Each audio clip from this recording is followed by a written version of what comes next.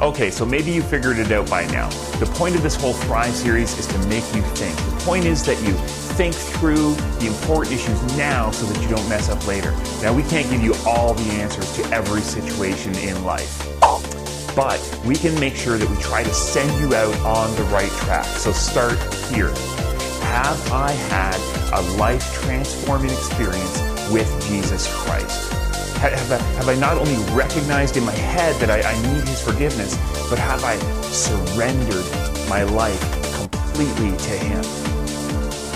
Have you? Because if you have, then the only thing left to do is to live for Him, to love Him with all your heart, and to do everything for His glory. If you've got that part right, then you should never compromise. But the truth is that there will be trouble.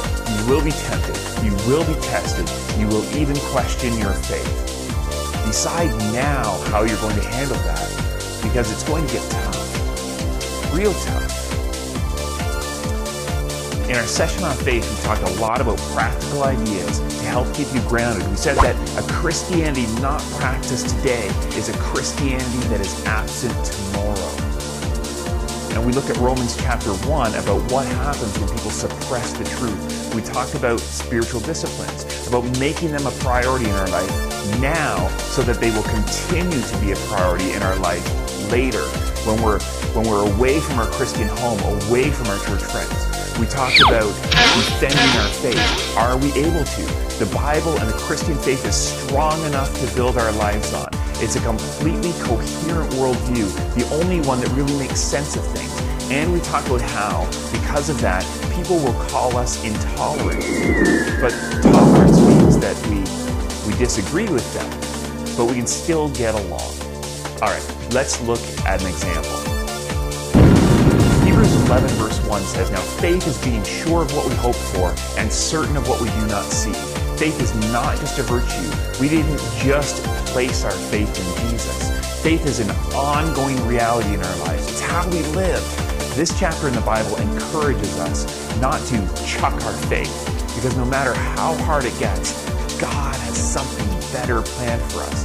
Look at Moses. Hebrews 11 verse 24 says, "By faith, Moses, when he had grown up, refused to be known as the son of the Pharaoh's daughter. Instead, he chose to be mistreated along with the people of God rather than to enjoy the pleasures of sin for a short time." He could have had an easy life, but he refused to live that kind of life. True faith causes the believer to hold the right values and make the right decisions. And when it says that he gave up the pleasures of sin for a short time, it's not talking about a list of do's and don'ts. It's talking about an entire way of life.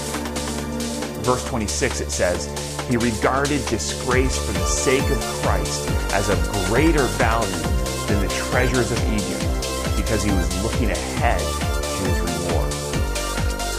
What about you? Are you able to stand up against the pleasures of sin for just a short time and instead embrace the greater reward, God's plan for your life, His blessing, His honor? Write this down. I will not compromise my faith by making lifestyle choices that grieve the heart of God or that shame the name of Jesus Christ. Share it with a friend. Ask them to hold you to it, to remind you of it when you need to hear it. And remember, the best is yet to come. Hebrews 11 verse 40 says, God has something better planned for us. All right, that's faith. Thrive is about living intentionally, finding our place in God's world instead of trying to fit it into ours. And next week, we're talking about relationships. Who you choose as your friends will have a permanent impact on who you become. Choose wisely. See you at 7.